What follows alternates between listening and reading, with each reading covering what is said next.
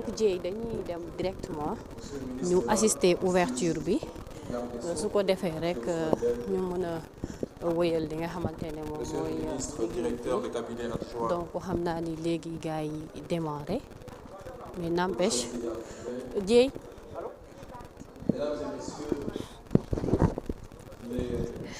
donc dañuy continuer jël réaction ba tey yaakaar naa participants yi ñu ngi fii donc dañuy wëyal.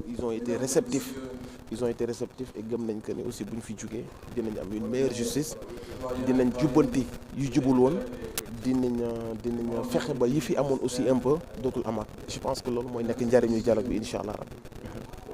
tey gis nañu ci li nga xamante ni moom mooy proposition yu bees yi ñu bëri ñu ngi jàpp ni par rapport ak convention internationale yi est-ce que gars yi dinañ ci bàyyi xel mais yaakaar naa Sénégal dafa am réalité te justice bi dafa laaj ñu contextualiser ko ak suñu réalité. C'est ça aussi ñun suñu souveraineté aussi il va falloir que ñu jël ko ba mat sëkk même su fekkee monde bi nekkuñu fi il va falloir que ñu xool aussi par rapport ak convention internationale yi ngay waxante si nii comment en tout cas faire li nga xam ne ñoom aussi dinañ mën a xam suñu ay réalité et je pense que loolu yëpp aussi si dialogue bi c'est vrai que ni bëri na ci beaucoup de sujets yoo xam ne abordé nañ ko yoo xam ne mën na heurté wu ci convention yooyu ngay wax et nous espérons vraiment trouver benn juste milieu boo xamante si ni ñun duñ si gaañu et que dinañ mën a respecter aussi convention internationale yi et que ñun aussi si suñu ay façon de vivre dinañ mën aussi suñu réalité ñu tenir ko en compte par rapport ak loi yu ñuy voté incha allah.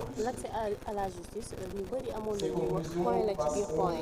c'est vrai ci commission yi. c'est vrai alors tey yéen détenus vous êtes mieux placés pour expliquer peut-être yéen longue détention bi parce que abordé nañu aussi sujet boobu juróon na polémique par rapport ak seen teewaay ci dialogue bi mais finalement dafa mel ni am na rentabilité par rapport ak travaux commission. c'est vrai que waxtaanee nañ l'accès à la justice ci cadre les imaginaires.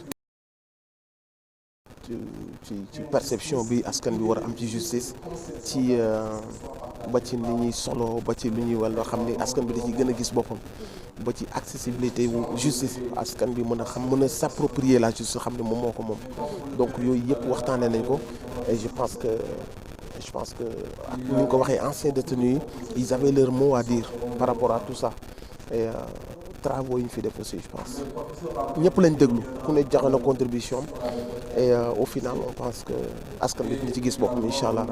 merci beaucoup merci à donc dégg ngeen kàddu yi nga xam ne yëkkati na ko par rapport ak conclusion yi donc dama leen di bàyyi ngeen assister ko très rapidement. Ok, c'est bon. Donc léegi ñu démarrer li nga xamante ne moom mooy ouverture bi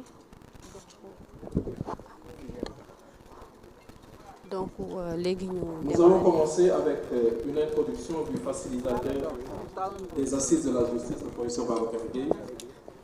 Voilà. Après le professeur Babacar Gueye, nous aurons dañ leen di bàyyi ngeen assister li nga xam ne moom mooy compte rendu aux travaux yi su ko defee ngeen suivre ko bu ñu paree dinañ dellu si waat ñu mën a décortiquer exactement ce qui s'est réellement passé ak lan la ñu tënk par rapport ak li nga xamante ne moom mooy les conclusions.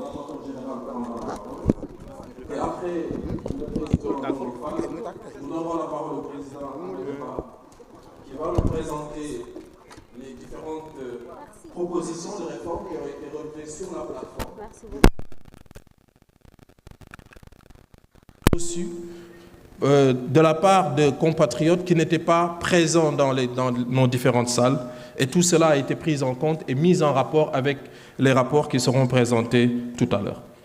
Après le président Amadiba, nous laisserons la parole au président de la commission réforme, le professeur Isaac Yankhomenyai, qui avec son rapporteur, M. Bamba Kassé, prendra la parole pour faire justement la présentation du rapport de cette commission qui porte sur la réforme. Je reviendrai tout à l'heure pour faire quelques précisions méthodologiques. Et après maintenant la présentation du professeur Isaac Yankhomenyai et de M. Kassé, nous partirons à la pause café. Étant entendu que nous avons accusé un peu de retard pour le démarrage de cette cérémonie, Je demanderai aux différents présentateurs, s'il vous plaît, de pouvoir abréger leurs propos, d'en dire la substance, pour que nous puissions prendre la pause café à 11h30 et revenir continuer avec la présentation des travaux de la commission réforme.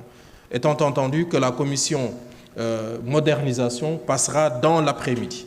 Donc, avant la pause, ce sera la commission réforme. À la reprise de la pause, on va continuer avec la commission réforme. Et dans l'après-midi, on en viendra avec la commission modernisation. Sans plus tarder, je laisse la parole au professeur Babacar Gaye, facilitateur.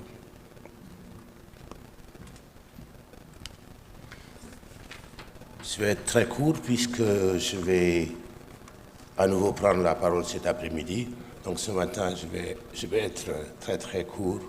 Monsieur le ministre d'État, directeur de cabinet du président de la République, Monsieur le garde des Sceaux, ministre de la Justice, Monsieur le ministre conseiller, professeur Sidi Alpha Ndiaye, Mesdames, Messieurs les participants,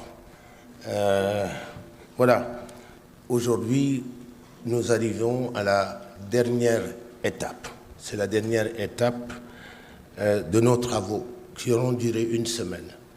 Une semaine de débats, de discussions intenses, passionnées, parfois de positions parfois irréductibles. Mais voilà, nous sommes quand même parvenus à faire ce travail.